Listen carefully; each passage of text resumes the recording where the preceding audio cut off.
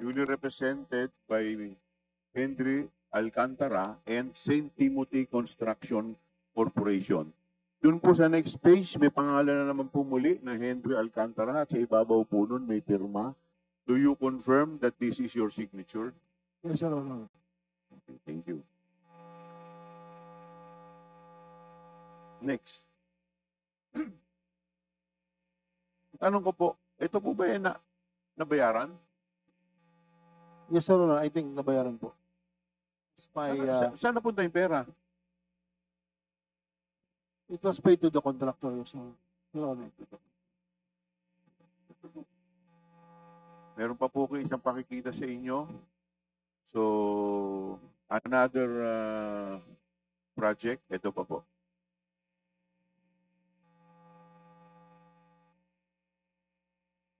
Meron doon sa bilang dulo, hindi masyado mapunta kung di tayo magbangka. Nandyan sa bilang dulo, butas na naman, hindi pero nagkaroon yan, nasira o never nagkaroon. Hindi talaga, hindi ginawa. Eto na naman, the same thing. Pag titignan mo yung report sa atin, completed lahat, meron na yan. Tapos, ito na naman yung quality. Madaling makita. Hawakan mo yung semento dito. Unang-una yung semento, ganyan lang kakapal. Dapat, 18 centimeters. 18 cm, mga 18 inches. Parang kalsada. Dapat ganyan kakapal. Ganyan lang ang nandyan. Pag subukan nyo mamaya, hawakan na nyo sa kamay, kayang durugin. Malabnaw yung semento na ginamit. Nagtipid sa semento, nagtipid sa... Tapos, meron dapat desiltation. Dapat doon na naman sa kontrata, desiltation, dredging, completed. Tignan naman yun. Paano magiging completed yan? Tignan ninyo. May isla sa gitna. Tinutubuan na ng damo na napaka... Masukal na yan yun. Ibig sabihin, matagal na silang hindi nagdedredge. Although sa report namin, nagdedredge sila. Ayan na naman. Para hahanapin natin yung sinong responsible dito sa gobyerno, sa private. At kailangan managot sila dito sa kanilang ginawa. Managot sila, huwag sila managot sa akin. Managot sila dito sa mga tao dito. Na yung mga kahirapan na dinala nila sa mga buhay nila. Okay, sige. Thank you, sir. Yan, sabi po ng Presidente, ito na naman, same thing. Ano po masasabi po ninyo dito sa proyektong to? Ito po ba under na naman po ng inyong jurisdiction? Yes, Your Honor. Okay, so ano po masasabi po ninyo dito? I do believe, Your Honor, there is a person in charge of everything when it comes to quality. There is a section checking about the quality of materials to be used on site, Your Honor. So dito po, galit din po kayo. Yes, Your Honor. Galit na galit din po kayo. Yes, Your Honor. Kita, galit na galit pa po kayo niyan, ha? May pakikita po ako sa inyo na kontrata. Same thing. Ito po yung kontrata, this time under Wawaw Builders. At doon po sa kanan po, mayroon pong signature sa taas po ng pangalang Henry Alcantara. Do you confirm that this is your signature? Yes, Your Honor. So ito po ba ay nabayaran na rin po ba ito? I think, Your Honor, nabayaran po. Sa tingin po ninyo nabayaran na? Yes, Your Honor. Okay. So at kayo rin na nag-issue ng certificate of completion? Kasi di naman po mababayaran kung hindi naman po kayo mag-i-issue. Hindi ko na po ma-recall, Your Honor. Di po ba kanina pinakita na natin na may authority na mag-issue ng certificate, yung district engineer, di po ba kayo yun? Yes, Your Honor. So di kayo nga po nag-issue ng certificate of completion? Your Honor, if I may explain po kung okay lang po. Sige po. Actually po, ang payment po ng office to the contractor is through LDAP. Bank to bank na po kasi yun. Ang dumadating po sa akin ay LDAP. Pero sino pong pumirma ng certificate of completion? Ako po, Your Honor. Oo, ikaw. Okay. So, yun lang po. Yun lang po. Okay po. That's all, Mr. Chairman. Mr. Chair. Mr. Chair. Chairman, just interjection. Okay. Sige po, DS Cohon, please, and then Chairman Momo. Mr. Chair, in line with the questioning of the Honorable Chua, gusto ko lang tanungin si Engineer D. Alcantara. D, nakita mo yung mga projects na dinescribe ni pinakpresenta ni Congressman Joel Chua. Yes, Your Honor. Do you believe you are responsible for that? Actually po, ang negligence on my part, inamin po may kakulangan ako dahil I did not personally go to. do you believe you are responsible for that? The Ghost Project na sinabi ng Presidente, yung mga kakulangan sa mga materyales, sa kakulangan ng mga delivery ng supply ng materials, do you believe you are responsible for that? Yes, Your Honor. Thank you. Mr. Chair. Mr. Chairman, before DS Ortega, si Chairman Momo, please. First, thank you, Mr. Chairman. This is in line with the questioning of my co-chairman, Joel Chua. B. Henry, project number 250252, construction of reinforced concrete river wall at Purok 4, Barangay Pil, Baliwag, Bulacan, in the amount of 55,730,911.6 is a ghost project. I think, yes, Your Honor.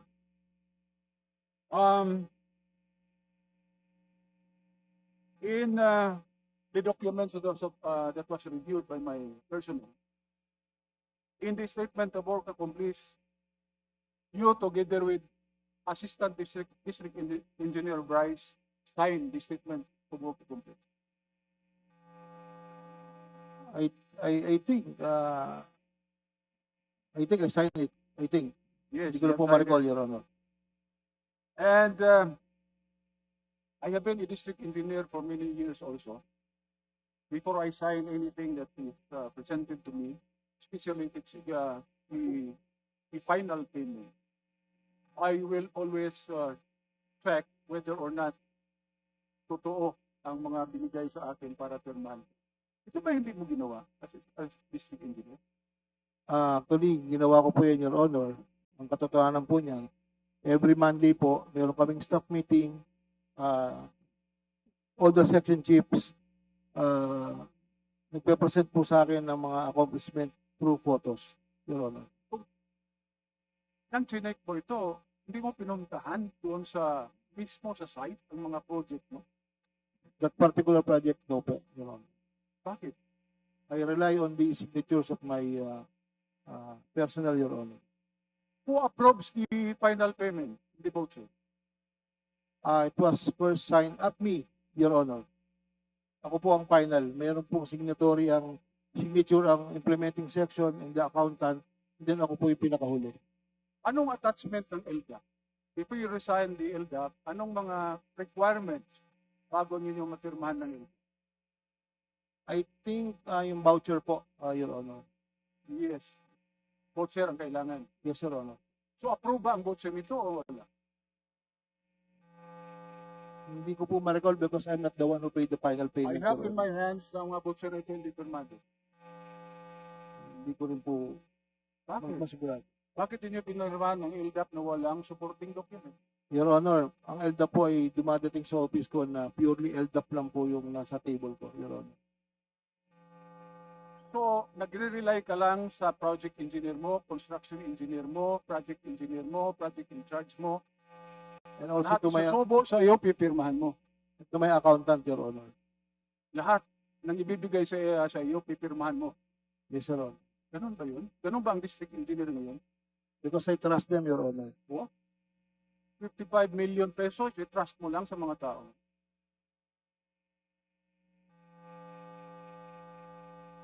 Ganun ba yun? Maybe yung po yun ang negligence on my part at yung po ang kakulangan ko, Your Honor. Mr. Chairman, I would like to request that in the next meeting,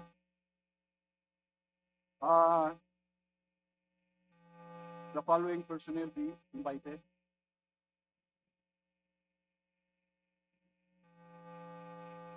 The Assistant District Engineer Mendoza JP, John Michael Ramos, Galang Ernesto, Fernandez Jaime, Santos Norberto, Timbulan Pluralen, Mendoza Juanito, and all members of the district inspectorate team,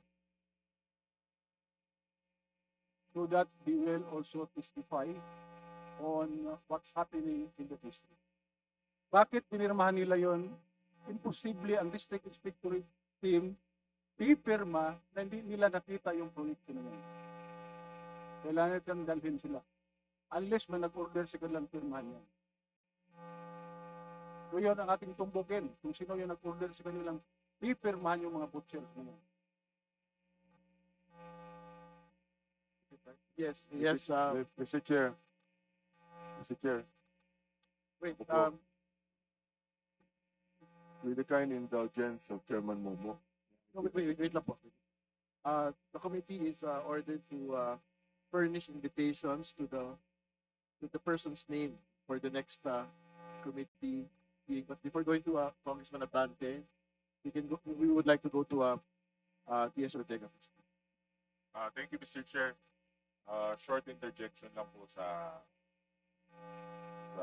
kay Chairman Joel kasi para mabuo natin yung origin story. Sir, it was stated on record that you rose from the ranks. Nag-umpisa po kayo job order hanggang sa current position mo ngayon. Tama po ba, sir? Yes, Your Honor. Ganun naman talaga dati. Ganun ang saan kayo nag-umpisang maging DE, sir? Saan lugar? Diyan lang po sa Bulacan, Your Honor. Sa Bulacan. But before that, you were in Nueva Ecija. Tama po ba, sir? I was assistant district engineer in Nueva Ecija, I think. Anong taon po kayo nasa Bulacan, sir? If you can still recall. 2019, Your Honor. 2019 up to bago po kayo nalipat ng bagong assignment. Tama po ba, sir? Yes, Your Honor. So, 2019 up to 2025. Early. Yes, Your Honor. Tama po. Ito po ba do you recognize this special order, sir? Ito po ba yung special order designating you sa iyong assignment po sa Bulacan? Pwede pong pa-flash yung special order.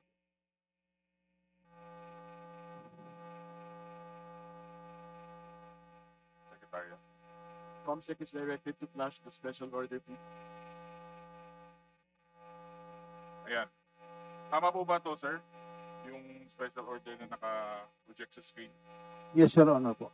So, you started in Bulacan during the previous administration po. Under the Secretary Mark Villar and under the previous administration. Tama po ba? Yes, Your Honor, Mr. Chair. At ang presidente po rin noon, of course, siyempre, si former President Rodrigo Roa Duterte.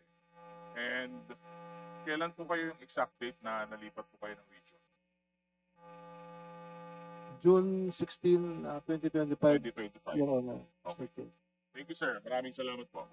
Mr. Chair, Sir, just a quick interjection.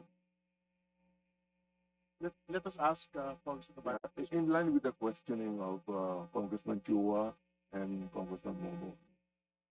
Kanina, pinagit ni Congressman Chua sa kanya kung